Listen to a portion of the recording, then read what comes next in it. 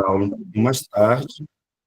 Agradeço a compreensão de vocês. Irmã Maria Aparecida, seu áudio está aberto. Só pode falar? Bom, eu acho que ela não quer falar, não. Pronto. Vamos orar? Vamos orar nesse momento. Irmã Joselita, a senhora pode pedir a bênção de Deus para essa aula, por gentileza?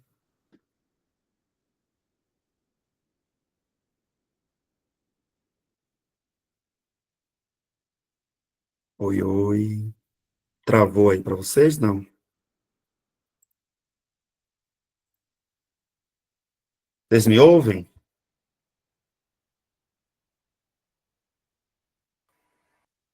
Sim, pastor. O áudio está normal. Boa noite. Boa noite, queridão. Tá. Então, vamos orar. Vamos orar, vamos orar. Pai, em nome de Jesus, nós te pedimos, ó Deus, a tua bênção, a tua direção para esta aula, que seja um tempo de crescimento, de aprendizado e que seja proveitoso, Pai, para a nossa vida, para o nosso crescimento espiritual e também, Senhor, para o nosso crescimento ministerial, que possamos aprender, reter o máximo de informações, de conhecimento da tua palavra, para que possamos ser útil na obra do Senhor. Então, nos ajude, nos abençoe, em nome de Jesus. Amém, queridos? Bom, minha gente, eu vou colocar aqui na tela, como vocês têm acompanhado. Cadê? Não sei porque que ficou com esse nome, não, esse arquivo. Deixa eu sair aqui só um minutinho. Eu abri um arquivo aqui, mas está com outro nome. É o mesmo conteúdo, mas com nome diferente aqui. Como é que vocês estão? Hoje nós vamos falar de trabalho, hein? Já deu para dar uma respirada aí? Já deu para dar uma respirada? Então, a gente vai falar hoje do trabalho desta disciplina, tá? Mas deixa para mais para o meio da aula aí. É o tempo que chega mais gente. Eu abri o arquivo errado. Não. Tá, o arquivo está certo, mas quando ele abre, ele fica com outro nome. Não estou entendendo. Vai ter que ficar assim mesmo. Pô, o que que eu fiz?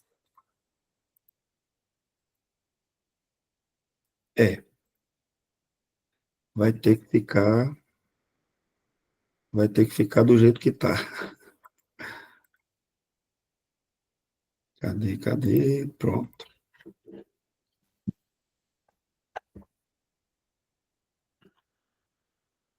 Mostrar minha tela. Ocultar. Pronto, vamos lá, gente. Hoje nós vamos começar uma área da teologia sistemática que, normalmente, ela é mais prazerosa, né? Porque é um tipo de assunto que está mais... Oh, Jesus, só um minuto, gente. Qual o caso? Eu abri o arquivo normal, eclesiologia, pneumatologia, pronto. Ok.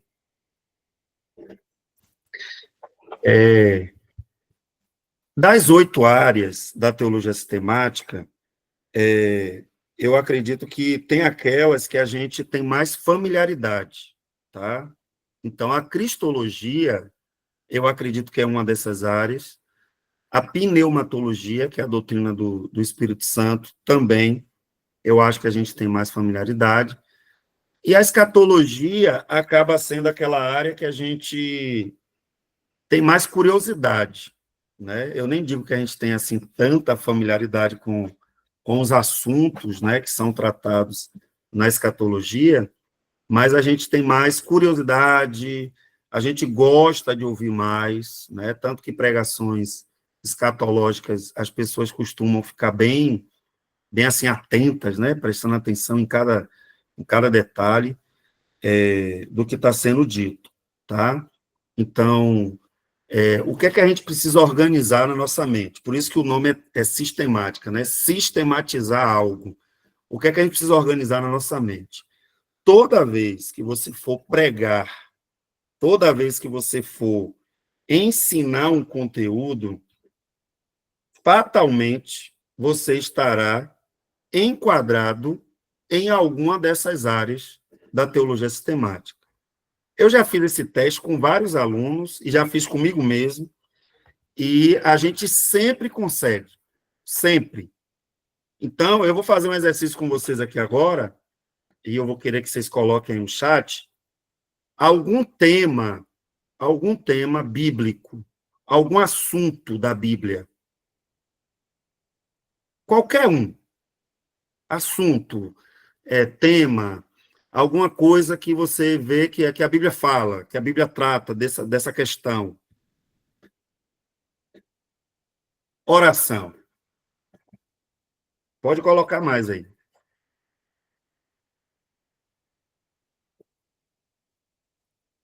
Oração, na teologia sistemática, a gente pode enquadrar aí em qual área? O que é que vocês acham?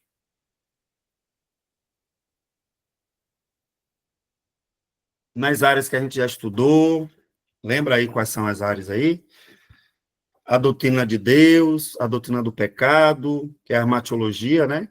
A antropologia teológica, que é a doutrina do homem, a bibliologia, que é a doutrina da Bíblia, que a gente já estudou, por isso que a gente pulou ela aqui, a cristologia, que é a doutrina de Cristo, a pneumatologia, que é a doutrina do Espírito Santo, a eclesiologia, que é a doutrina da igreja, a escatologia.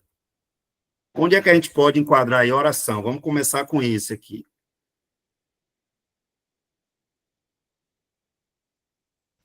A gente pode colocar oração. Na teologia sistemática, oração é um meio de graça, né? Ou seja, é um meio que Deus estabeleceu para manifestar graça, não a graça salvífica, mas graça no sentido geral, né? Sobre as nossas vidas. Vamos juntar aí oração e jejum no mesmo patamar. Vamos colocar.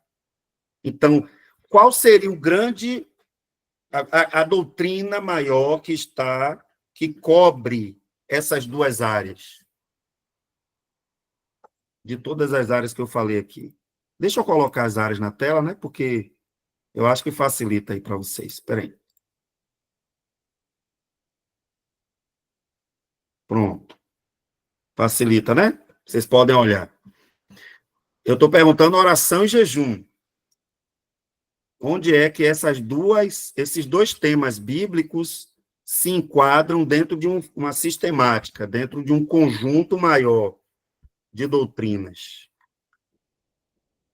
Alguém se habilita? Pelo menos chuta, gente. Pneumatologia.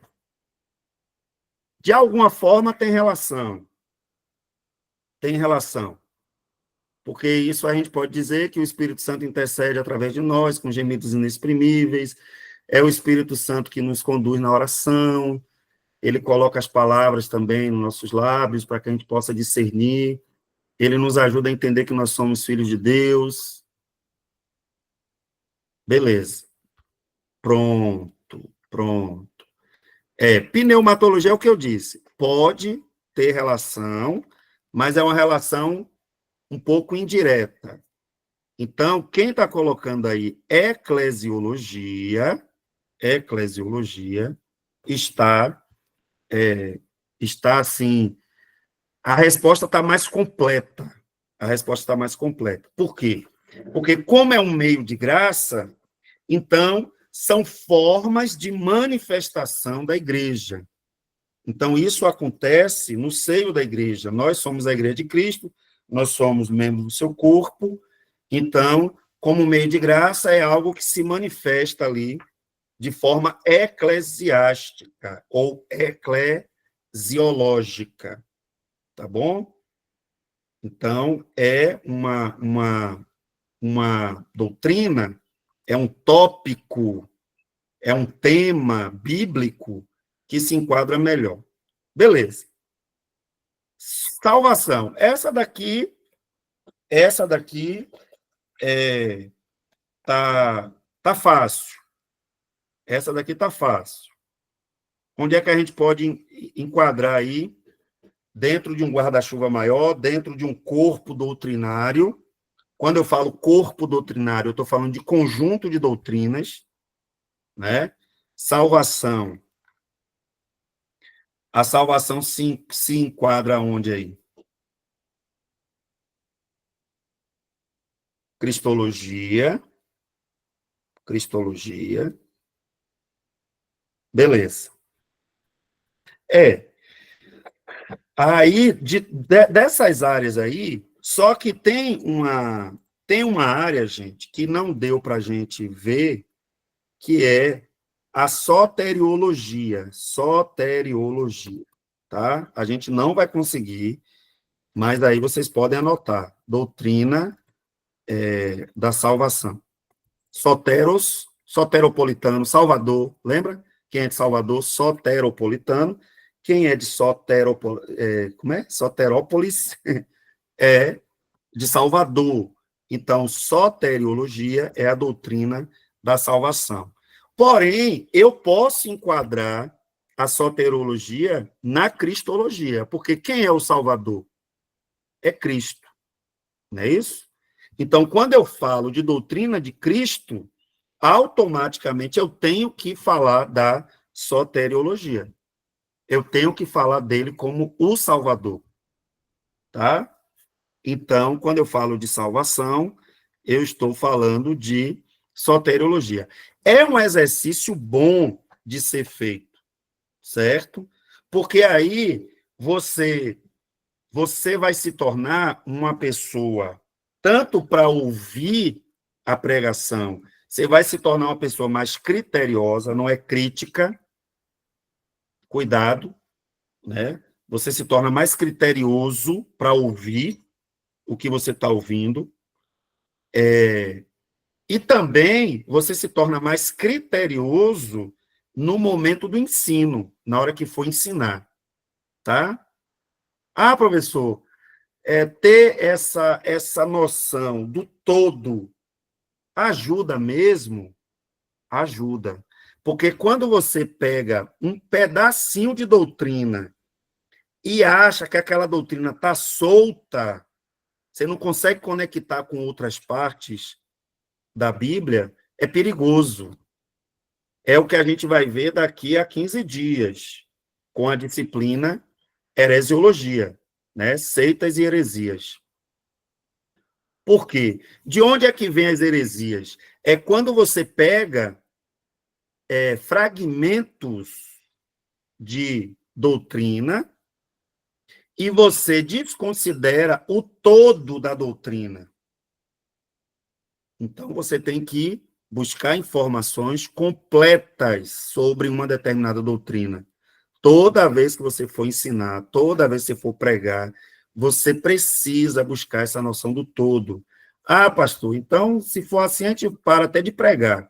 Calma, calma, não é bem assim.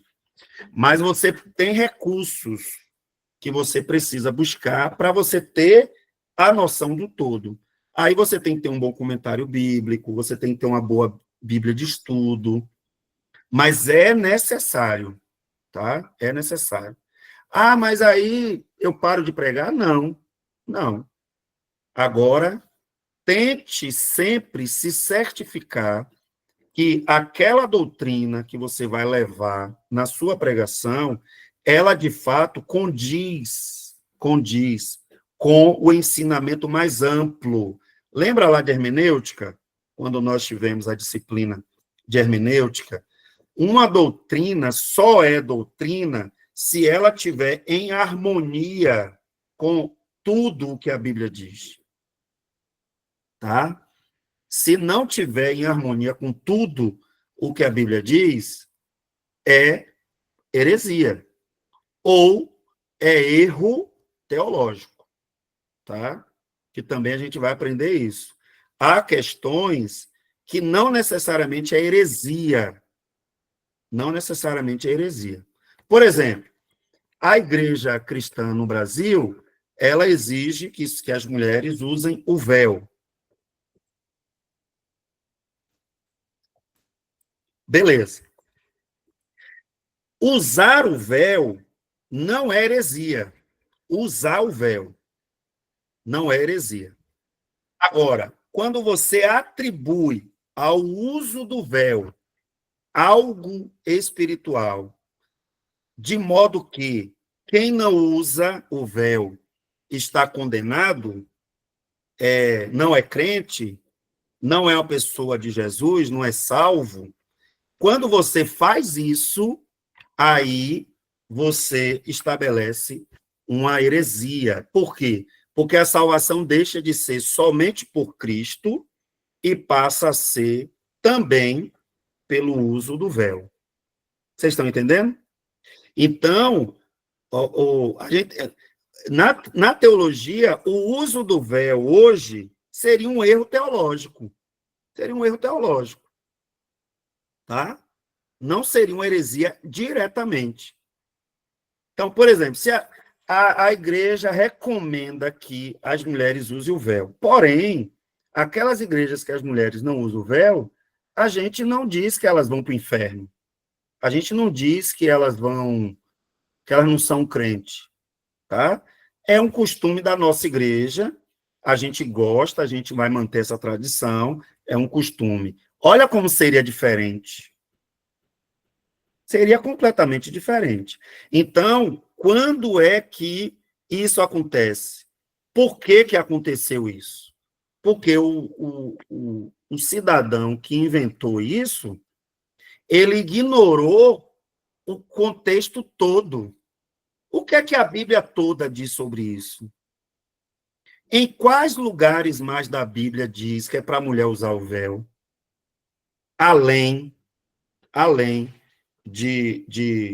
da carta aos Coríntios. Tem outro lugar? Não tem.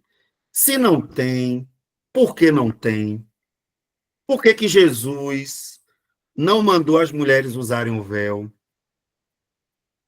no dia a dia dele, caminhando com as mulheres? E ninguém pode negar que Jesus era seguido por mulheres. Por que que Jesus não chegou e falou assim: coloca o véu, Maria? Ó, só converso com vocês se vocês estiverem com o véu. Por que que Jesus não fez isso?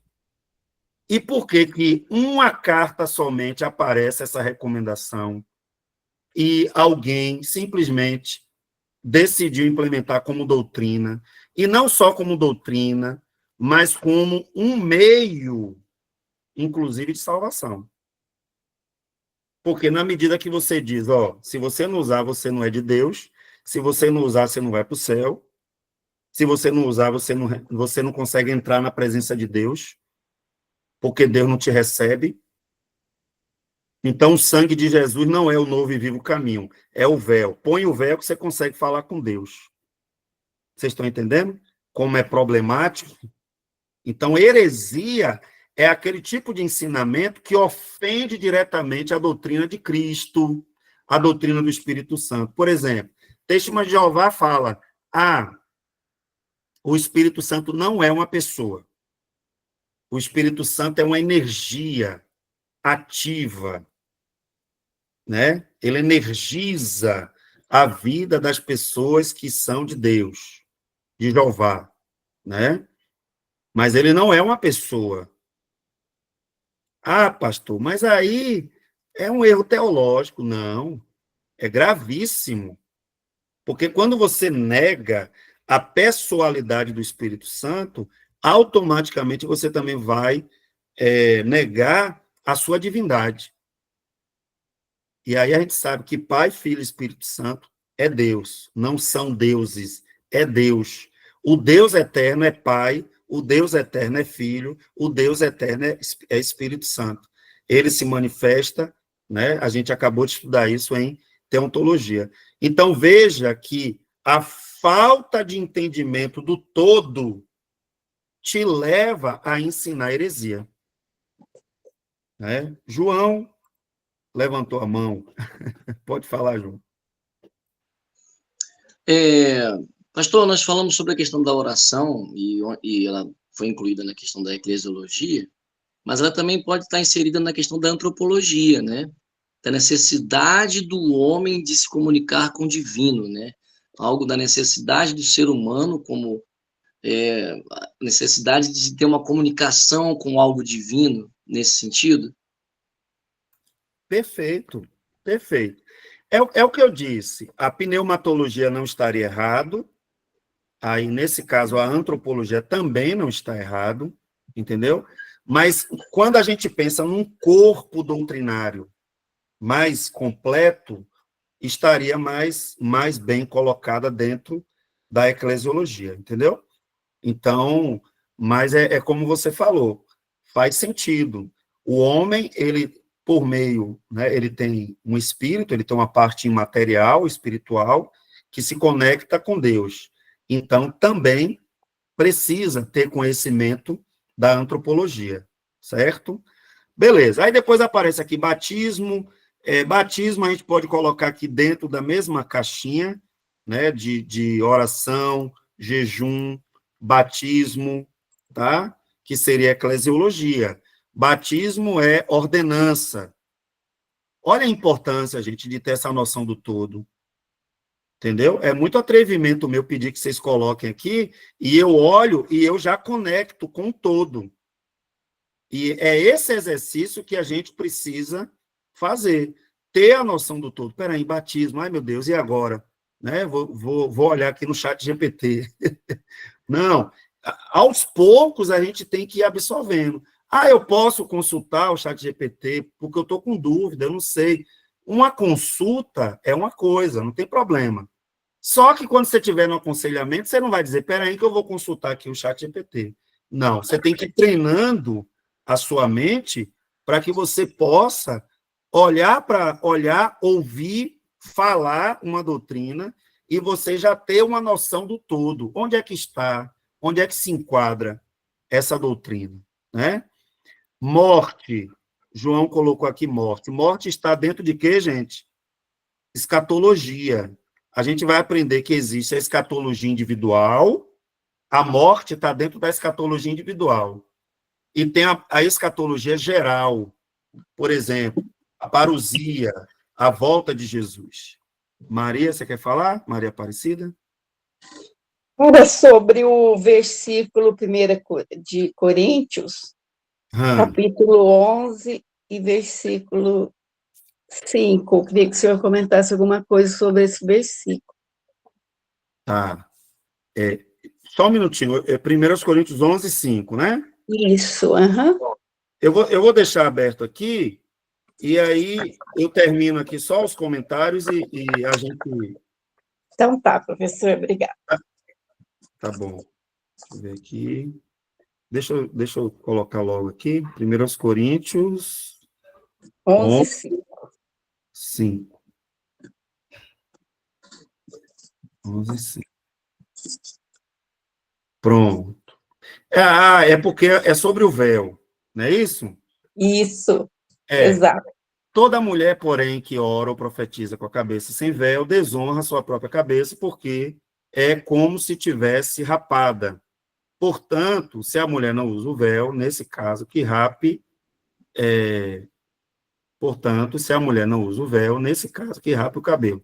Mas, se é vergonhoso tosquiar-se ou rapar-se, cumpre-lhe usar o véu. Porque, na verdade, o homem não deve cobrir a cabeça, por ser a imagem e glória de Deus. Mas a mulher é a glória do homem. Porque o homem não foi feito da mulher, aí ele vai usar vários argumentos. Aí depois, verso 13, julgar entre vós mesmos, é próprio que a mulher ore a Deus sem trazer o véu, ou não vos ensina a própria natureza, ser desonroso para o homem usar cabelo comprido, e que, tratando-se mulher, é para ela uma glória, pois o cabelo lhe foi dado em lugar da mantilha. Eita, que essa tradução aqui é uma benção, né? Contudo, se alguém quer ser tendencioso, saiba que nós não temos tal costume, nem as igrejas de Deus, tá? Aqui, minha irmã, o comentário que eu posso fazer aqui para a irmã é o seguinte: o que é que estava acontecendo ali em Corinto, tá? Na cidade de Corinto e na cidade de Éfeso também, tá? Interessante que em Éfeso também estava acontecendo esse problema, mas a igreja não teve problema com isso. Então, por isso que Paulo não toca nem no assunto na carta aos Efésios. Mas lá em Corinto, a igreja passou a ter problema com isso, que era o quê? As mulheres, essas mulheres aí, elas iam para a igreja, convertidas recentemente, só que elas faziam parte do templo cultual, né, de Ártemis. Aí vocês vão ter que dar uma estudada. Eu vou falar aqui, vocês anotem, depois vai pesquisar, tá? Então, assim, Ártemis é o quê? Na mitologia grega, Ártemis é a deusa da fertilidade. É aquela imagem de escultura cheia de seios, né? Onde servia ali para alimentar a humanidade. Então, a fertilidade e a... Como é que se diz? E o suprimento, né? O suprimento. Ártemis nada mais é do que uma sofisticação de Astarote, né? Você tem Baal e Astarote lá no Antigo Testamento. Então, ela ficou mais sofisticada com a cultura grega, certo? Beleza. Então, qual é o problema? As mulheres que iam para esse culto, elas eram prostitutas cultuais. Elas mantinham relação no templo de Ártemis, elas mantinham relação, e ali elas se prostituíam, recebiam as ofertas, oferendas dos homens que iam até lá para cultuar Ártemis. Beleza. Parte do ritual dessas mulheres era o quê? Elas modificavam o cabelo ou raspavam a cabeça. Tá? Ou raspavam a cabeça. Então, imagine, a igreja de Corinto começou a ter problema com isso, porque as mulheres iam para o culto com a cabeça raspada, né? E aí o pessoal que passava dizia assim, opa, ali é a mesma coisa? É o mesmo culto de Ártemis? Como é que você explica isso? Imagine que você é pastor de uma igreja, e as pessoas passam e começam a fazer comentários. Então, chegou ao conhecimento de Paulo que a igreja estava enfrentando problema com isso. Ah, pastor, como é que você sabe disso tudo? É o que eu estou dizendo, tem que ler. Você tem que ler, você tem que entender o contexto. Lembra de hermenêutica? Você tem que entender o contexto da cidade, por que foi falado isso, né? Por exemplo, você tem que entender que Corinto era uma cidade portuária. Toda cidade portuária costuma ter muita prostituição. Então, as mulheres que se convertiam, saíam desse culto, né, de Ártemis, elas iam para a igreja cristã e lá ficava aquele conflito, né? Ficava aquele conflito. E aí, qual é a postura? Qual é o comportamento? Então, Paulo usou um costume que no próprio judaísmo já existia. Ele não ia recomendar uma coisa, né, que não fazia sentido. Então, a recomendação foi: use o véu, já que você não tem cabelo, né? Porque o cabelo, aí ele vai fazer o contraponto entre o cabelo da mulher e o cabelo do homem. Ele vai dizer, ó, é desonroso para o homem, né, que o homem esteja com o cabelo grande. Já para vocês, não, vocês precisam ter esse cabelo grande, tá? Beleza. Ah, pastor, mas aí, então quer dizer hoje que a mulher não pode cortar o cabelo? Ó, que confusão. Aí a gente já parte para outro extremo. Hoje, uma mulher com cabelo com corte feminino, você consegue identificar que é uma mulher? Consegue, tá? Então, esse era o problema. Havia ali na igreja de Corinto um problema específico com isso. Na igreja de Éfeso também teve isso. Só que isso não prejudicou a igreja. Isso não trouxe problema para a igreja. A igreja deve ter resolvido isso de outra forma, tá? Então, Paulo fez essa recomendação. Mas aí você vê que em todos os outros textos que a Bíblia fala, né? Paulo falando sobre oração, você não vê, ele fala para todas as pessoas orarem, e ele não recomenda o uso do véu em nenhum outro lugar mais. Então, foi o que a gente aprendeu na hermenêutica, que quando uma coisa quando uma orientação ela é tão específica, a gente precisa buscar o quê? O contexto, né? O contexto, tá? Então, aí é que tá, né? Quando você lê aqui do jeito que está aqui, por isso que as seitas elas são tão convincentes, porque quando você lê do jeito que está aqui, uma pessoa que não tem conhecimento, né? Uma pessoa que não tem conhecimento, que não busca o conhecimento, ela vai dizer, ó, do jeito que está aqui é para todo mundo usar mesmo. Todas as mulheres têm que usar o véu, tá? Só que, assim como essa recomendação, existem outras na Bíblia. E são recomendações que são o quê? Específicas, né? Por exemplo, vou dar um exemplo. A questão de casar, né? A questão de casar e não casar. A Bíblia fala sobre isso. Só que não é uma regra geral. Entendeu? Mas deu para esclarecer, irmã? Deu sim, pastor. Eu Pronto. tinha ouvido um pastor da presbiteriana sobre esse assunto, aí eu estava aqui lembrando, né? Que as mulheres tinham que usar porque eles abusavam das mulheres, né? Aí eles pediam para raspar para confundir eles, que era homem. Eu estava me lembrando disso.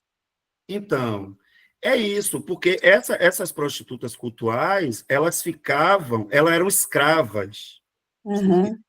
Elas eram escravas, elas ficavam o tempo todo dentro do templo, entendeu? Então, esse era um problema terrível, um problema social, um problema ali que a igreja teve que ter uma resposta, tá? Teve que ter uma resposta. Então, como é que a gente lida com essas pessoas que vêm de um contexto de abuso, alguma coisa do tipo? Isso acontece muito. Internamente, o pastor chama ali os membros, né? Fala, irmãos, como é que a gente vai poder ajudar essa pessoa? Ela está com esse problema, ela está com essa situação. Então, é uma recomendação ali que a igreja precisa buscar, tá? Que não fira a escritura, que não seja uma doutrina que vai servir para todas as igrejas e que quem não fizer vai para o inferno, que é o que a congregação cristã fez. Pegou uma coisa isolada, né? Uma coisa isolada, e até hoje, né? E se você conversar, eu já conversei com várias mulheres que frequentam a congregação, a maioria delas não sabe explicar por que elas têm que usar o véu. Elas só dizem, não, está na Bíblia. Eu falei, sim, irmã, mas tem tanta coisa que está na Bíblia, né? Porque eu queria entender, você sabe os motivos? A maioria não sabe. A maioria não sabe, entendeu?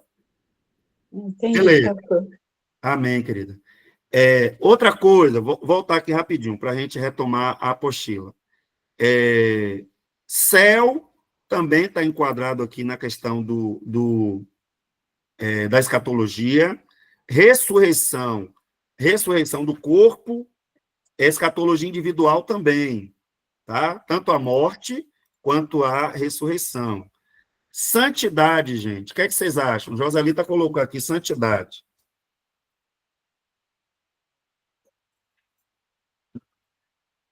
João ainda está com a mão levantada ou foi da outra vez, João?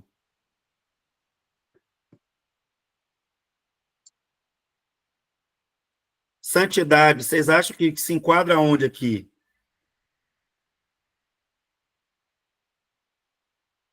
Deixa eu ver se aparece uma resposta aí. Bibliologia. De certa forma, todas as doutrinas, elas acabam se enquadrando na bibliologia, né? Armatiologia, boa. Fátima colocou aqui 2, né? A armatiologia. Santidade seria o contrário de pecado, né? E se for pensando nesse viés aí, A armatiologia faz parte. Mas vamos lá. Quem é que aplica a obra de santificação em nós? Quem é que aplica? O Wilson colocou 5, que é cristologia. Aí, Hilton colocou aqui, ó. Solange também. Quem aplica a obra de santificação na nossa vida não é o Espírito Santo? É o Espírito Santo que aplica, tá? Então nós poderíamos colocar aqui dentro da pneumatologia, certo? Lembrando, gente, que esse exercício que a gente está fazendo aqui não é uma coisa rígida, é um exercício só para treinar nossa mente e entender que todo assunto da Bíblia faz parte de um conjunto maior. E eu preciso buscar entender esse conjunto maior primeiro. Por isso que a Bíblia diz, se alguém ensina, que haja dedicação, né? Por isso que a Bíblia diz que é digno de redobrados honorários aqueles que se afadigam na palavra.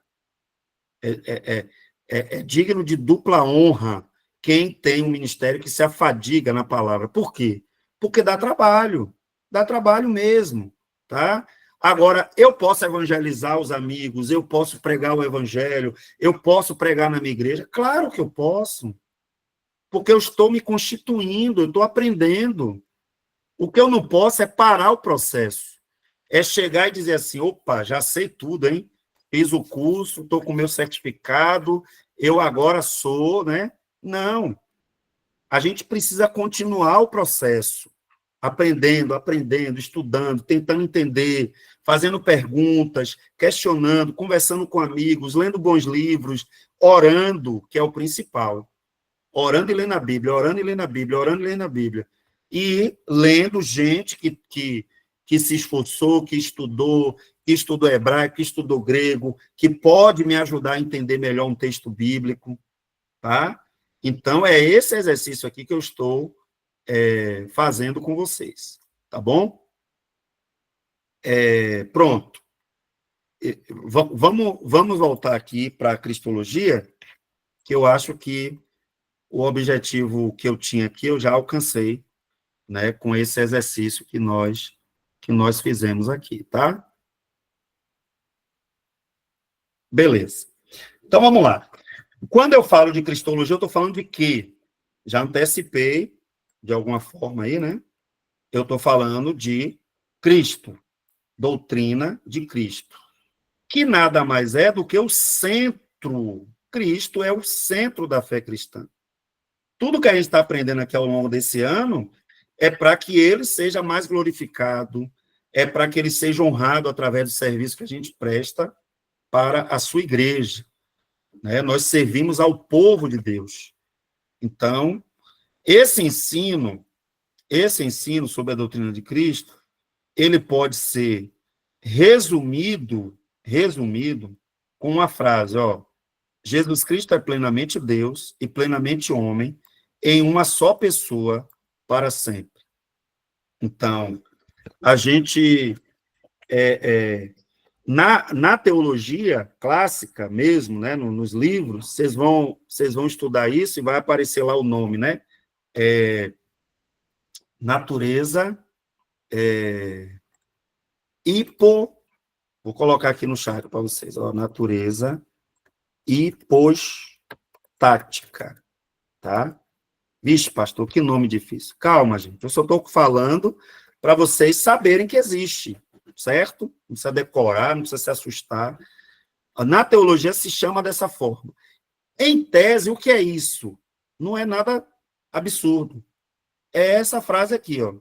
Jesus Cristo é plenamente Deus e plenamente homem. 100% Deus, 100% homem. Para ser Salvador, ele precisaria ser plenamente homem, para, no seu corpo plenamente humano, cumprir toda a exigência da lei. Então, por isso que é um mistério. A encarnação do Verbo é um mistério. É o único momento que a Bíblia vai usar essa palavra.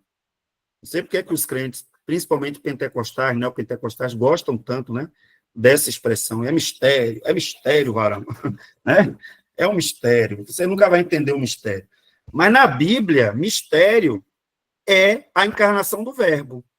Como é que Deus se fez carne? É o único mistério.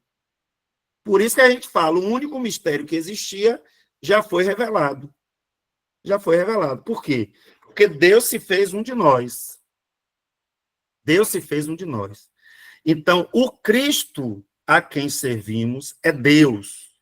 Mas, ao mesmo tempo, ele viveu aqui 100% homem. Então, ele é Deus 100% e ele também é homem 100%. Ele precisava ser 100% homem para que o sacrifício fosse aceito. Era necessário. Por quê? Porque o primeiro Adão, que foi o Adão lá do Éden, ele pecou sendo 100% homem. Então, o Salvador, o Redentor do homem, para cumprir tudo o que Adão não conseguiu cumprir, tinha que ser 100% homem. Mas se ele fosse só 100% homem, nós teríamos o problema. Por quê? Porque quando ele entrega a si mesmo, ali naquele ato de entrega precisa estar presente o sacrifício, que é ele mesmo, e o Deus que recebe esse sacrifício. Então, ele, num ato só, ele se entrega como sacrifício e ele mesmo está presente, referendando, confirmando, aceitando esse sacrifício. Então, isso é um espetáculo e também é um mistério. Foi revelado? Foi. Eu acabei de explicar o mistério. Agora a gente entende tudo? Não. Se a gente entendesse tudo, deixaria de ser um mistério. Ainda que revelado, mas ele é um mistério. Então, Cristo, exatamente. Esse é o mistério central. Esse mistério é o centro da fé cristã. Nós estamos em Cristo por acreditar nisso aqui. Tá? Nós estamos em Cristo por acreditar nisso aqui. Então, vamos lá. Mas a gente vai retomar isso aqui. Aí, a gente vai estudar aqui nessa sessão, né, a pessoa de Cristo, a sua dupla natureza, divina e humana, os seus estados de humilhação e exaltação, e os seus ofícios como profeta, sacerdote e rei. Tá, gente? Mas, lembrando, parece até uma insistência minha, mas eu gosto de falar isso. Eu levei 6 meses estudando isso aqui, tá? No seminário, eu levei 6 meses. Aula toda semana, lendo cada livraço, né? Cada livraço. Eu lembro mesmo que eu tive que ler Josh McDowell, aquele livro, A Evidência que Existe um Veredito. Tive que ler outro livro de Josh McDowell, Mais que um Carpinteiro, fazer resenha desses livros. E não são livrinhos, assim, livretinhos, não. São livros, né? Então, assim, aí você chega aqui numa aula e você quer falar de cristologia, né? Então, vamos dizer assim, é um aperitivo. É um aperitivo, tá? Para que vocês possam entender. Então, essa doutrina, ela precisa estar bem consolidada no nosso coração. Por quê? Porque a mensagem central que pregamos é Cristo. É a mensagem central. Tá? Então, vamos lá. Vamos para a pessoa. Primeiro, os nomes. Quais são os nomes e títulos que são atribuídos a Cristo? Por que isso é importante? Assim como conhecer a Deus, é necessário a gente conhecer os títulos que ele recebe. Por quê? Porque os títulos que Deus recebe na Bíblia apontam para quem ele é. Caráter de Deus. Não é isso? Então, Jesus é chamado como na Bíblia? Começa já de Jesus mesmo, né? Jesus. É a forma grega, né? Do nome hebraico, Yehoshua, tá? Que significa a mesma coisa de Josué. Josué e Jesus, na Bíblia, o significado, tá? O significado. Os nomes são diferentes, mas o significado é exatamente o mesmo. que é o quê? O Senhor é a salvação, tá? O Senhor salva. Então, Yehoshua, que alguns vão dizer aí que é Yeshua, né? Mas se for pronunciar pensando mesmo, né, naquilo que o hebraico traz, seria Yehoshua, significa Salvador. Isso aponta para quem ele é. Beleza. Outro nome que é dado a Jesus também no Novo Testamento é Cristo, do grego Christos. Aqui é uma transliteração, aqui não está no grego, tá, gente? Aqui é uma transliteração. É como se você estivesse aportuguesando o grego, né? Que vem do hebraico Machia, que aqui também é uma transliteração, não está em hebraico, tá? Então, Machia ou Christos. E Yeshua Hamashia, como o pessoal gosta de falar, né? Yeshua ou Yehoshua Hamashia, que é Jesus Cristo, ou Jesus o ungido, tá? Então, Cristo é grego e Machia é hebraico. Então, Jesus, o Cristo, ele é o ungido. Isso aqui é um ofício messiânico. Ungido, no Antigo Testamento, apontava para o Messias. Eu levantarei o meu ungido. Então, sempre apontando aqui para a figura do Messias. Então, aplicado inicialmente com o artigo, o Cristo, tornou-se um nome próprio, ó, Jesus Cristo. Então, o que seria Jesus Cristo? Seria o Senhor, o ungido que salva, né? O ungido Senhor que salva. Ou o Senhor que salva é o ungido, é o Messias.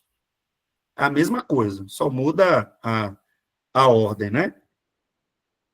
Beleza. Outro nome que aparece muito na Bíblia, sobretudo Lucas, né? Lucas, ele enfatiza muito a humanidade de Jesus, e aí ele vai sempre se referir, né, a maioria das vezes, a Jesus como Filho do Homem. Então, esse é o título mais usado sobre si mesmo. Ou seja, qual foi o título que Jesus mais usou quando ele se referia a ele mesmo? O Filho do Homem. Tá? Porém, esse título ele é messiânico. Tá? Ele é messiânico. Assim como o filho de Davi também, né? Ele é messiânico. Daniel 7,13 vai apontar isso, né? Então, quando Jesus se identifica com sua humanidade, ele também está se identificando com sua missão, que é escatológica e messiânica, né? Messiânica. Outro termo que também é muito usado, filho de Deus. Jesus também, em vários momentos, é chamado de filho de Deus. E aí a gente tem que ter cuidado com essa expressão, porque as testemunhas de Jeová vai pegar essas expressões e vai dizer, tá vendo? Aqui, ó, a Bíblia está dizendo que ele é filho de Deus. Então, ele não é Deus. Como é que ele é filho de Deus e é Deus? Mas aí é que está. Se você lembra, alguém acha para mim aí quem é bom de Bíblia aí, ou quem é bom de Google, bom de ChatGPT, encontra para mim aí um texto, se eu não me engano, está no Evangelho de João, que os homens começam a pegar em pedras quando Jesus diz que é o Filho de Deus. Alguém encontra para mim aí. Jesus fala que é filho de Deus, e aí os homens começam a pegar em pedras para apedrejar Jesus. Esse texto é o texto mais explicativo, né? Eu não lembro exatamente aqui o endereço, mas vocês podem me ajudar aí agora. Esse texto é o texto mais explicativo para o que eu estou falando aqui. Se dizer que é filho de Deus é o que as testemunhas de Jeová entendem, que ele seria menor, ó, o pai é maior do que o filho, tá? João 10,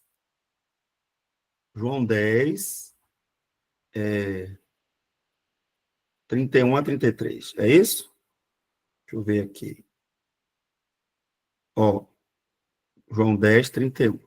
Novamente, pegaram os judeus em pedra para lhe atirar. Disse-lhe Jesus: tenho-vos mostrado muitas obras da parte do Pai, por qual desejas me apedrejar? Responderam: não é por obra, e sim por causa da blasfêmia, pois sendo tu homem, te fazes Deus a ti mesmo. Oh! Os judeus, quando Jesus disse que era filho de Deus, os judeus entenderam perfeitamente, porque ninguém usava essa expressão. Um judeu dizia: eu sou filho de Abraão, né? Eu sou filho de Abraão. Ele poderia falar qualquer coisa, mas ele mesmo se nomear como um filho de Deus era blasfêmia. Era blasfêmia. Por quê? Porque quando você diz que é filho de Deus, você está dizendo: olha, eu tenho a mesma essência. A mesma essência. E aqui, ó. Obrigado aí, viu? Foi Paloma, não foi? Obrigado, Paloma. Quando Jesus está falando aqui, se você pegar o contexto, olha o que diz o verso 30. Eu e o Pai somos um. Verso 31. Novamente pegaram os judeus em pedras para lhe atirar. Aí disse-lhe Jesus, verso 32. Disse-lhe Jesus: tenho-vos mostrado muitas obras da parte do Pai. Por qual delas me apedrejas? Aí eles responderam: não é por obra, e sim por causa da blasfêmia. Pois, sendo tu homem, te fazes Deus a ti mesmo. Entendeu? Então, isso aqui, para a gente hoje, é bonitinho. A gente abre a boca e fala assim: eu sou filho de Deus. Ah, pastor, e nós não somos, não? Somos. Mas por que nós somos filhos de Deus? Porque fomos adotados. Não porque a gente tem a mesma essência. Entendeu? A gente não tem a mesma essência.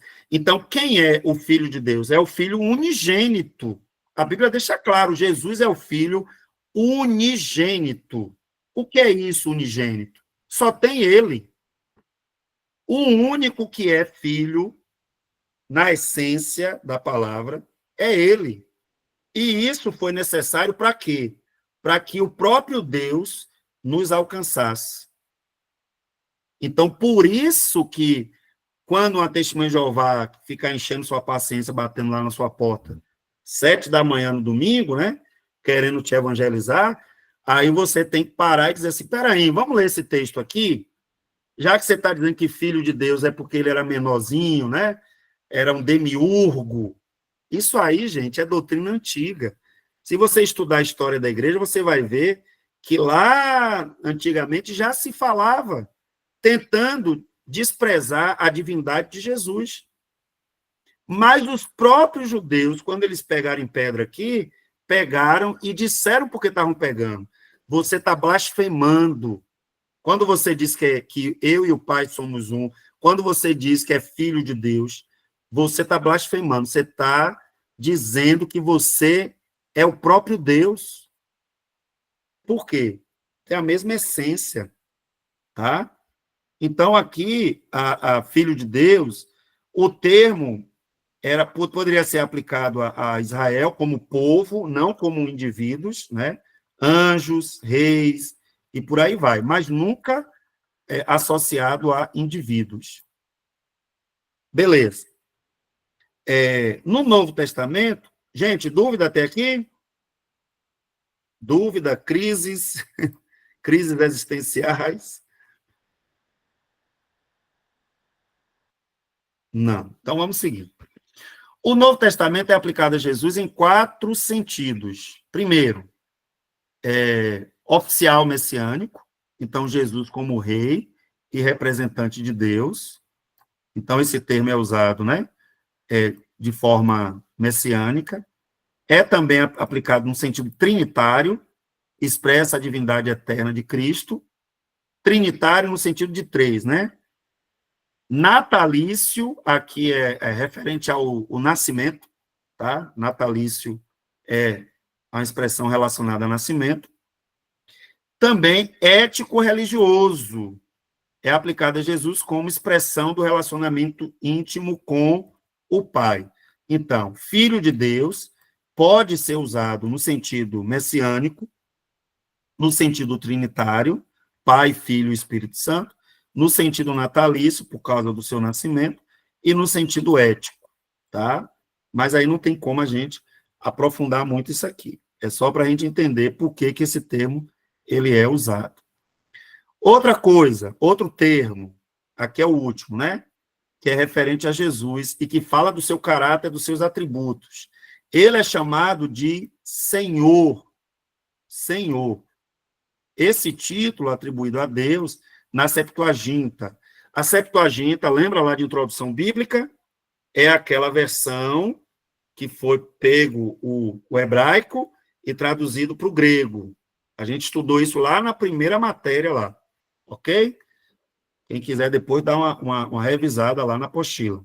Então, o título atribuído a Deus é Senhor, tá? Senhor. Aí é que entra, tem uma treta com as testemunhas de Jeová. Eu tô falando muita coisa de seitas, porque eu já estou trabalhando a mente de vocês para a próxima disciplina, tá? Então, eu vou intensificar esses usos aqui.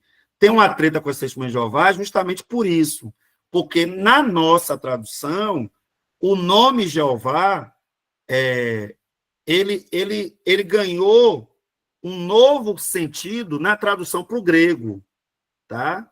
Então, a gente não usa muito Jeová na nossa tradução, mas quase todas as vezes que aparece no Antigo Testamento a palavra Senhor, não é errado dizer que é Jeová. Qual é o problema? É que eles pegam isso para dizer que a gente alterou a Bíblia, né? Só que, sinceramente, se você entende que Jeová significa Senhor, é o nome de Deus, nome, entre aspas, não é o nome no sentido... como é que eu posso dizer? Não é o nome no sentido de propriedade, mas é nome no sentido de títulos, tá? É uma tentativa de dizer o que é que significa lá aquele tetragrama, aquelas quatro letras, né? Iud, Re, como é? É Iud, Re, Vav, não é isso? Agora, Ie, Ro, Vá. É Iud, Re, Iud, Vav. Então, a gente tem 4 letras. E o que é que significa essas letras? Quando Deus falou para Moisés, diga que o eu sou, né? Diga que o eu sou vai com você, Moisés. E esse eu sou, nas 4 letras ali no tetragrama, é isso. Então, como é que a gente traduz isso? Aí se convencionou, principalmente os judeus, né? Se convencionou, para facilitar a pronúncia, chamar de Iavé. Iavé. Esse era o termo inicial, né? Inicial. Depois passou a ser chamado de Jeová, Jeová e por aí vai. Mas é um termo, não é um nome próprio, tá? Não é um nome próprio, certo? E esse termo identifica o Deus que se revelou a Moisés, a princípio, né? Dando esse nome, e depois os profetas vão usar também, e vai seguir a história da revelação da palavra de Deus. Ok? Vamos lá. Gente, isso aqui eu não vou falar muito, porque a gente vai pincelar mais isso aqui lá em heresiologia. Mas é só para vocês saberem que essas heresias, elas são antigas, tá? Várias delas aqui, Primeiro, o ebonitismo. Os ebionitas, eles ensinavam o quê? Ele negava a divindade de Jesus. Dizia o seguinte, não, ele não era Deus, ele era apenas um homem especial, tá? O docetismo negava a humanidade, Eu não sei o que é pior, né? Se é negar a divindade ou a humanidade. Porque se você nega a humanidade, você cria um Cristo como é? Fantasmagórico, né? É um fantasma, é o quê? Se ele não tem humanidade, então o seu corpo era apenas uma aparência. Isso aqui teve gente que infernizou a vida de muito crente com esse tipo de ensino. O fantasmagórico. Obrigado, Paloma, você está me socorrendo hoje. O arianismo, ó, Jesus era uma criatura exaltada, não o Deus eterno. Gente, o arianismo é a base da doutrina das Testemunhas de Jeová. Tá? A base da doutrina das Testemunhas de Jeová é o arianismo. Negava a divindade de Jesus e falava que ele era uma criatura especial, exaltada, né? No sentido de ser ungido de Deus, mas não era Deus. Aí tem outros aqui, eu não vou falar de cada uma, mas está na apostila, tá? E depois a gente vai retomar um pouco disso aqui. Por quê? Porque, gente, é impressionante. Vocês vão identificar que a maioria das heresias e das seitas, o problema está na cristologia. Nas outras partes, tudo de boa. Tudo de boa. Onde é que entra o principal problema? Cristologia e pneumatologia. É a doutrina do Cristo e a doutrina do Espírito. São essas duas doutrinas as mais atacadas pelas seitas e pelas heresias. Certo? Então, a gente tem que parar com essa crise de consciência, né? Ah, mas eu não gosto de dizer que aquilo ali é uma seita, né? Porque eu estou julgando. Não, meu irmão, você não está julgando. Você está simplesmente constatando um fato. Alguém que pegou a Bíblia, aí faz a sua própria tradução. Só eles usam aquela tradução lá, do Novo Mundo, por exemplo, né? Já a cristã no Brasil é mais difícil. Por quê? Até onde eu sei, eles não têm uma tradução própria. Eles chegam numa livraria dessa aí e compram uma Bíblia normal. Até onde eu sei, não tem.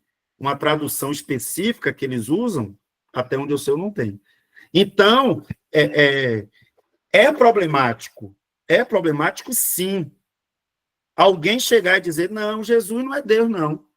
É problemático, porque se ele não é Deus, ele não pode ser Salvador. Não pode. Se ele não é Deus, ele não pode estar à destra do Pai intercedendo por nós. Entendeu?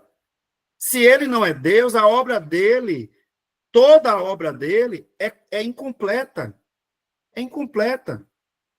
Então, negar a divindade de Jesus não é só uma heresia.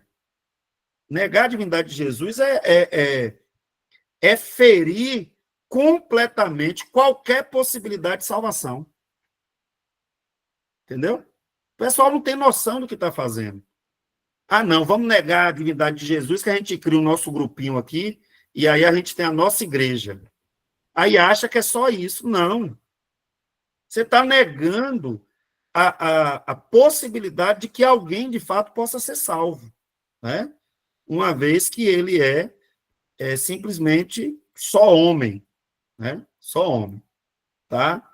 Então, aí aqui explica, né? Todas essas heresias foram combatidas pelos concílios da igreja e foram derrubadas uma a uma. O que é que os crentes faziam? Se reunia, estudava a Bíblia, estudava a heresia e dizia, ó, isso aqui é heresia por isso, isso e isso, né? Então, Jesus Cristo é uma só pessoa com duas naturezas distintas, divina e humana. Aí aqui vai explicar, basicamente, o que eu já expliquei, né? Eu já antecipei isso aqui, ó. Por que Jesus tem uma natureza divina? É só você olhar tudo que a Bíblia fala. Está aqui os versículos, ó. Ele, no Novo Testamento, ele manifesta onipotência, ele manifesta onisciência, ele manifesta eternidade, ele manifesta soberania. É só ler os textos. Os próprios nomes que são dados, né, atribuídos a Jesus pelos apóstolos, já deixam claro, né? Quando, por exemplo, Isaías fala aqui, ó, Isaías 9:6, lembra? Ele será chamado maravilhoso conselheiro, Deus forte. Como é que ele não é Deus? Se o próprio profeta, 600 anos atrás, já declara, ele será chamado maravilhoso conselheiro, Deus forte, Pai da eternidade. Ele não é pai de Abraão, ele é pai da eternidade. Entendeu? Então, não sei onde é que esse pessoal encontra um monte de argumento mirabolante para querer questionar coisas tão óbvias, né? Paloma, fala, minha querida. O professor, rapidinho, quando o senhor tinha colocado aqui no chat que da natureza hipostática. Natureza hipostática é isso, né? Cristo é uma só pessoa com duas naturezas distintas, divina e humana, ou quando a gente se refere a uma das duas naturezas, que é hipostática? Não, é a dupla natureza. Ok. É a dupla natureza. Tá? Quando a gente diz que ele é 100% homem, 100% Deus, a gente está dizendo que ele tem uma dupla natureza. E também, aí já é um termo mais técnico, né? Que é a questão da natureza hipostática, tá? Mas é um termo técnico. Eu já vi obreiro, candidato a pastor, sendo sabatinado ali no concílio, e na hora escorregar, não lembrar, né? E aí tem pastor também que é maldoso, né? Faz uma pergunta dessas, não, querido candidato, aí faz aquela, né? Aquela voz assim mais impostada, né? Querido candidato, gostaria que Vossa Senhoria nos esclarecesse a respeito da natureza hipostática. Aí o camarada, meu Deus do céu, 4, 5 anos de teologia e deu um branco aqui agora. Então, eu já vi pessoas com muito estudo, muito conhecimento, e se atrapalhar, mas é normal, gente, é normal, tá? Ninguém é obrigado a saber tudo, né? Eu lembro que no meu concílio,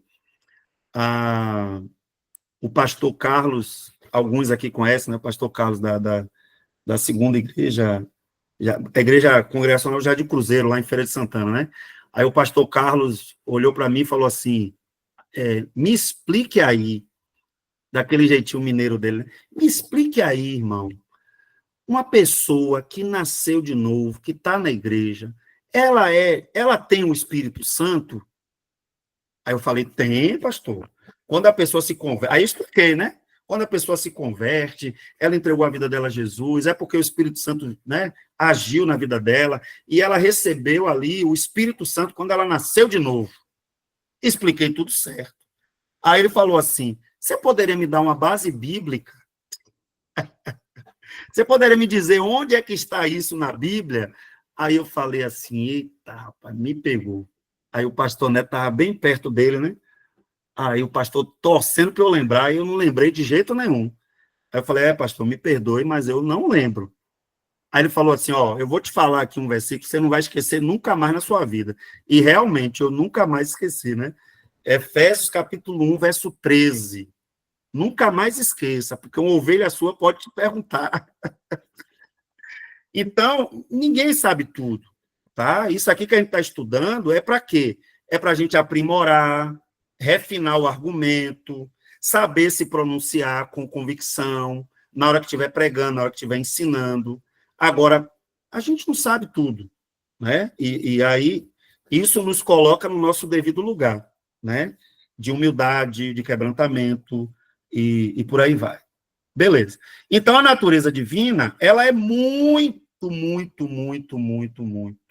fundamentada na Bíblia.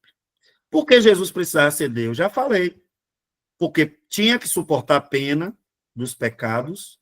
Então, ele só como homem, plenamente homem, ele não teria as condições plenas, né, de cumprir isso. Ele tinha que ser o perfeito mediador, ó, perfeito mediador. 1 Timóteo 2, 5. Então, ele precisava ser Deus, mas tinha que ser perfeito, perdão. Ele precisava ser um homem, 100%, mas ele também precisava ser perfeito. E como é que é perfeito se só Deus é perfeito? Então, ele tinha que ser perfeito, né? E também para revelar plenamente o Pai. Tá bom, gente? Eu estou terminando, né? A natureza humana. Gente, a natureza humana, sinceramente, não precisa nem explicar muito, né? Todos os textos aqui, ó, nascimento virginal, ele nasceu, né, de uma mulher, a humanidade real, Jesus tinha um corpo, ele cansou, ele teve fome, ele teve sede, ele tinha sensações humanas, né? A questão da angústia, da compaixão, da tristeza. Jesus sentiu tudo isso como homem, né? A questão da mente humana, o texto diz que ele crescia em sabedoria, ou seja, ele tinha que aprender.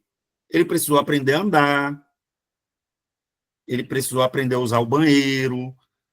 Meu pastor Neto, né, que foi meu pastor lá em Salvador, ele sempre falava isso para explicar para as crianças, né, a humanidade de Jesus. Jesus precisava ir no banheiro, gente. Então, a gente tem uma ideia muito errada, né? E é interessante porque isso nos quebranta. Isso nos quebranta. Saber que Jesus ele foi plenamente humano nos quebranta. Porque hoje a gente está querendo fazer o caminho inverso. Tem muito líder hoje que está querendo se divinizar. O cara quer mudar a voz, quer mudar o jeito de... quer mudar tudo. Né? Assume uma características desumanas. Entendeu? Desumanas. Uma vez eu fui falar isso com um pastor lá em Salvador, ele trabalhava nos Correios, né? Ele trabalhava nos Correios, e aí eu falei assim, varão, ele falou assim, não, porque eu já tenho 6 meses que eu não, 6 anos que eu não tiro férias, um negócio desse. Eu não sei se ele vendia as férias, não sei. Eu sei que ele falou que não tirava férias há 6 anos. Aí eu falei, rapaz, você tem que tirar férias, tem que descansar, tem que, né, sair com a família e tal. Aí ele falou assim, não, varão, o diabo não tira férias, não. Aí eu falei, e tu é o diabo, ué? Você vai querer se comparar com o diabo, rapaz? Deixa o diabo lá, rapaz. O diabo espírito, é um espírito. Você é um ser humano. Então, assim, a gente tem uma noção, às vezes, muito errada do que é a humanidade de Jesus. Mas o que mais me encanta é olhar para o Deus que se fez carne e decidiu experimentar 100% do que é um ser humano. Aí é por isso que Hebreus vai dizer o quê? Que nós não temos um sumo sacerdote que não se compadeça. Entendeu? Por quê? Porque ele, sendo Deus, mas como homem, ele viveu todas as lutas, todas as angústias, todas as dificuldades. Jesus sabe o que é ser traído. Quantas vezes você, como líder, vai ser traído? Quantas vezes você vai ser decepcionado? A pessoa que você ajudou, que você apoiou, que você... Aí a pessoa vem te dar um beijo ainda, ó. Ô, minha irmã, a paz do Senhor. Entendeu? Mas o veneno escorrendo assim, ó. E você nem sabe. E aí, quando você fica sabendo, você fica chateadinho, fica borocochô, fica mal. Porque nós somos humanos, a gente sente. Mas Jesus passou por tudo isso. Então, quando você sente, ele sabe o que é isso. Quando eu chegar no céu, e eu tiver tempo para perguntar isso aí, né? Porque vai ser tanta coisa. Quando eu chegar no céu, eu vou perguntar para Jesus assim, Jesus, o que é que o Senhor quis dizer realmente quando Judas te beija e o Senhor diz assim, amigo? Essa palavra, gente, ela tem uma carga emocional, espiritual, ela tem uma carga extraordinária. Por quê? Porque Judas não era, Judas não foi amigo. Naquele momento ali, ele estava sendo pior do que o Satanás, né? Mas Jesus é o que Francis Schaeffer vai chamar, né? Ele é o totalmente outro. Ele é o totalmente outro. Jesus, é esse Jesus que nós servimos. Ele é diferente. Ele está sendo traído, entregue na mão dos pecadores. E a reação dele é chamar o seu traidor de amigo. Isso tem uma implicação na cabeça de quem ouve de forma extraordinária, né? De forma extraordinária. Então a cristologia, ela nos leva, né, a ter essas reflexões, a pensar. A gente pode pensar também a percepção dos que o conheciam, seus contemporâneos, ou seja, quem viveu na mesma época de Jesus, o viam apenas humano. Os pecadores e os próprios discípulos, por muito tempo, não conseguiam identificar a divindade. Isso é uma prova da sua plena humanidade. Tanto que quando Pedro, lembra quando Jesus ressuscita, e que Pedro, depois da pesca toda e tal, que ele consegue identificar, perdão, aí eu estou confundindo, na verdade foi quando Jesus apaziguou a tempestade. Quando Jesus apazigua a tempestade, como é que Pedro chama Jesus? Pedro chama Jesus, ele diz assim, afaste-se de mim, porque eu sou um homem, eu sou um pecador. Quando ele diz isso, ele está reconhecendo o que de Jesus? A sua divindade. Então, eu me atrevo a dizer isso, que muitos líderes usam o nome de Jesus só como um nome, mas isso é perigoso, queridos, muito perigoso, porque Jesus, ele diz assim, naquele grande dia eu vou dizer a muitos, apartai-vos de mim, porque eu não vos conheço. A ideia do texto ali, conhecer, fala de intimidade, é como um homem e uma mulher que são casados há 10 anos e um depois virar para a cara do outro e dizer, eu não te conheço, você é um estranho, você é qualquer pessoa, tá? Por quê? Porque você carrega um nome, mas você não se relaciona com esse nome. Jesus não é só um nome, Jesus é uma pessoa, ele é Deus, ele quer que a gente se relacione com ele, né? Então, é isso que a cristologia vai apontar para a gente, tá bom? Vamos lá, Disley, depois João, e aí a gente parte para o finalzinho aqui, parte para o abraço. Pastor, os próprios irmãos dele, né, a casa dele, não reconhecia ele como Senhor, com a divindade dele, né?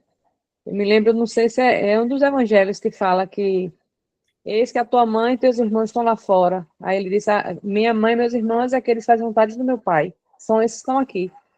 Eu me lembro que um dos dois evangelhos fala que ele estava ali para prender Jesus, levar Jesus, porque ele estava passando vergonha. Isso. Né? E eles queriam prender Jesus para não que passasse aquela vergonha, como se Jesus fosse um louco. Um louco, um lunático, Então a própria casa dele não reconhecia ele, né, como Senhor. Perfeito, Disley. Muito, muito obrigado. Essas observações que vocês fazem, ela enriquece, né, a aula, porque às vezes a gente está tão tomado aqui pelo que está no script, né, que a gente não vai lembrando desses detalhes. Então, é mais uma prova de que a humanidade dele era muito mais ressaltada, tá? E hoje a gente quer viver um tipo de liderança que a nossa humanidade fique escondida, sabe? Eu acho que isso faz tão mal. Eu acho que nós, pastores, temos uma parcela de culpa nisso, porque a gente, às vezes, tenta transmitir essa coisa, né, da valentia, sabe? Nós somos guerreiros mesmo, a gente tem que passar pela prova dando glória a Deus, e é verdade, a gente tem que passar pela prova dando glória a Deus mesmo, mas em nenhum momento Deus disse que você não pode passar pela prova com amigos, chorar suas dores, entendeu? Essa coisa de dizer, não, porque a mulher lá que era viúva, agora perdeu o único filho que tinha, quando ela viu, ela disse, está tudo bem. Aí a gente faz uma leitura enviesada, né? Por quê? Porque a mesma mulher que disse para as pessoas que perguntaram, né, que vai tudo bem, quando ela chegou diante do profeta, ela fez o quê? Ela desabafou. Ela chegou e falou assim: eu pedi algum filho, como é que é isso? Entendeu? Ela chegou e disse o que estava sentindo para o profeta. Então, a gente faz essa leitura enviesada, né? Pega só uma parte e diz que não, está tudo bem. Não, irmã, não fala que você está abatida com o que aconteceu, não. Tem que chegar para as pessoas e falar, vai tudo bem. Eu tenho pavor, às vezes, eu confesso aqui para vocês, eu tenho pavor, às vezes, dos nossos velórios, gente. Velório de crente, não, mas que tem que ser alegria. Sim, alegria porque a gente sabe onde a pessoa está, mas a dor de quem fica existe. Existe. Então, essa coisa maquiada que a gente faz, que eu não sei onde foi que a gente aprendeu, né? Não sei. Porque Jesus chega, Lázaro tá morto, ele vê as pessoas chorando e ele chora junto. A gente não, porque nós cremos, porque ele vive, eu posso crer no amanhã, e aqui não é mais lugar de choro, porque a gente sabe que a pessoa está na glória, na presença de Deus. Aí Jesus olha e diz assim, filho, eu sabia disso tudo. Eu sabia, inclusive, que Lázaro ia ressuscitar, porque eu mesmo ia ressuscitar ele. Mas mesmo assim, quando eu vi as irmãs dele chorando, eu senti no meu íntimo e chorei também. Então, para com essa presepada, para com essa confusão mental, porque isso é confusão mental. Você está negando a sua humanidade. Eu estou sentido, pastor. Meu coração está sentido. E não tem nada de mal nisso. Entendeu? Nós seríamos mais saudáveis se a gente ressaltasse um pouquinho mais a nossa humanidade, entendeu? Então, é um conselho que eu dou para vocês e para mim também. A gente precisa parar com essa coisa esquisita que não tem base bíblica. Não tem base bíblica, tá? Fala, João. Pastor, o senhor tocou nesse ponto mesmo, que era a questão quando Jesus chorou, né? A ideia da austeridade do homem, o homem que não pode chorar, o homem que se perde algum ente querido, o luto dele não existe, segue em frente, ele não fica chateado, ele não fica abatido, ele não fica preocupado, o homem tem que ser super-homem, né? A ideia do super-homem. Mas a gente percebe que, claro, que existem momentos que nós temos que nos levantar, o Senhor nos fortalece, o Senhor nos toma pela mão, o Senhor nos abraça, e a gente se levanta. Mas há momentos que temos que passar pelo luto, há momentos que nós temos que chorar, momentos que nós temos que desabafar com alguém, conversar com alguém. É um processo que acontece porque nós somos humanos. E a demonstração que Jesus chorou, né, mostrou a humanidade dele. E é um processo que a gente tem que compreender. É uma área que a gente tem que compreender que o homem passa. Porque, não, se tá triste, está chateado, aconteceu isso, porque está em pecado. Eles começam a levantar outras questões. Mas eu estou nessa questão do choro de Jesus, é muito forte, né? Ele vê um amigo, ele vê as pessoas chorando, as lágrimas descem, as pessoas olham para Jesus, acho que olhando até para ele e choram junto, né? E aí, então a gente consegue entender um pouco mais sobre esse ponto, né? Muito interessante. Perfeito, João, perfeito. Eu tenho dito, e assim, claro que vocês têm que ouvir de tudo e reter o que é bom e também ter critério, né? Orar, ter critério. Mas, assim, eu tenho dito, João, que quanto mais humano, quando eu encontro alguém, quanto mais humano, mais espiritual. Ou vice-versa. Quanto mais alguém é espiritual, mais humano. A verdadeira espiritualidade, a verdadeira comunhão com Deus, ela não anula a nossa humanidade, entendeu? Então, quanto mais humano é alguém, é sinal que essa pessoa ela vai depender mais de Deus, entendeu? Ela vai depender mais de Deus. Ela vai se esforçar mais, caminhar uma milha a mais. Por quê? Porque ela sabe quem ela é. Agora, quando a pessoa, um exemplo, a pessoa começa a ir para um monte, começa a jejuar um pouquinho mais, aí ela começa a perder aquilo que é a essência de alguém que é humano. Quando você tem a humanidade, você olha para um filho seu que está passando por uma crise, você não vai fazer pouco caso, entendeu? Você vai sentar com ele, vai conversar, filho, isso é normal, eu também já passei por isso, eu também já tive minhas crises, mas eu consegui superar como? Dessa forma. Pronto, entendeu? Aí uma irmã quer desabafar, quer conversar, olha, eu estou passando uma crise no meu casamento. Mulher, vai orar, vai jejuar, Deus vai te dar vitória. Aí a pessoa não tem o direito nem de chegar, entendeu? Então, a gente confunde muito isso. Eu acho que eu já falei numa aula anterior aí, a gente ignora que a Bíblia tem um livro chamado Lamentações, gente. Lamentar, demonstrar dor, dizer que está doendo, é humano, entendeu? O próprio Jesus, no Getsemane, ele manifesta essa humanidade mais uma vez, entendeu? Então, a gente tem que sair desse ciclo problemático, vicioso, que adoece a nossa mente. Por quê? Porque ninguém vai conseguir viver esse personagem intocável, inquebrantável, entendeu? Alguém que nunca sente nada. Por quê? Porque é de fé. Por quê? Porque está orando. Por quê? Porque é espiritual. Ninguém consegue sustentar isso a vida toda. Entendeu? Então, a gente tem que elaborar bem essas questões. Por quê? O luto mesmo é uma coisa. Na igreja, para mim, eu vou ser muito sincero com vocês, na igreja, para mim, negar que alguém, de fato, vivencie o luto é desumano. É desumano.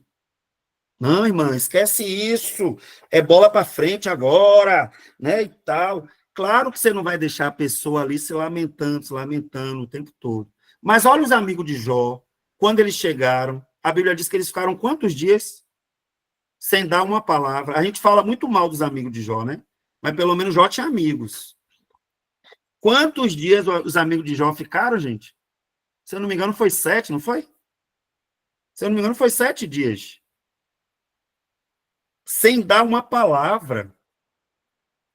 Entendeu? Beleza.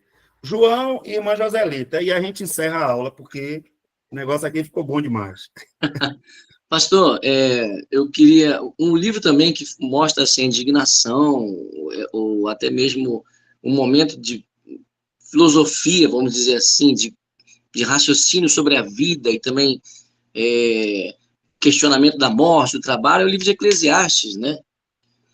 Salomão, no final da vida dele, ele já estudou tudo, aprendeu tudo, viveu tudo, ele vê que ele fica chateado com as coisas, fala que tudo é vaidade, ele questiona a questão do trabalho, ele fala vários itens assim, que são tocantes com relação à vida do ser humano, né? Ele faz questionamento. É claro que a conclusão dele foi que realmente só há vida, só há verdade, só há algo relativo a algo palpável e real e verdadeiro através de Deus. Mas ele questiona muitas das vezes a questão do trabalhar, do viver.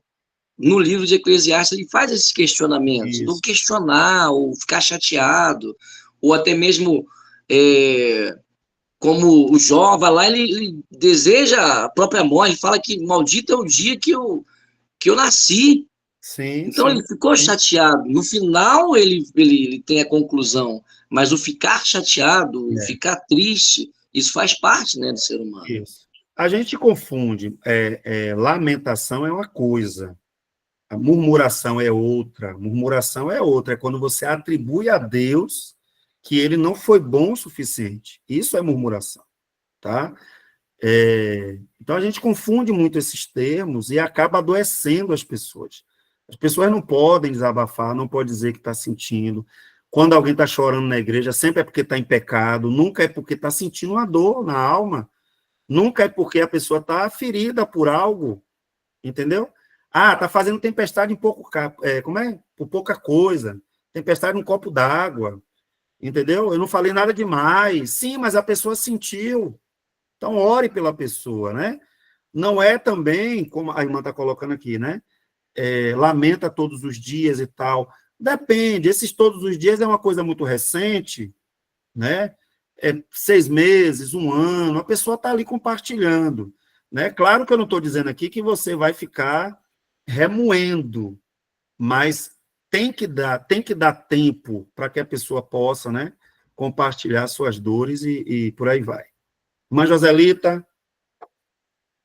Graça e paz. Amém. Eu queria tocar num ponto de que, às vezes, o congregado olha o pastor como um super-homem, aquele que não peca, que não erra, que é o super forte, o super-homem.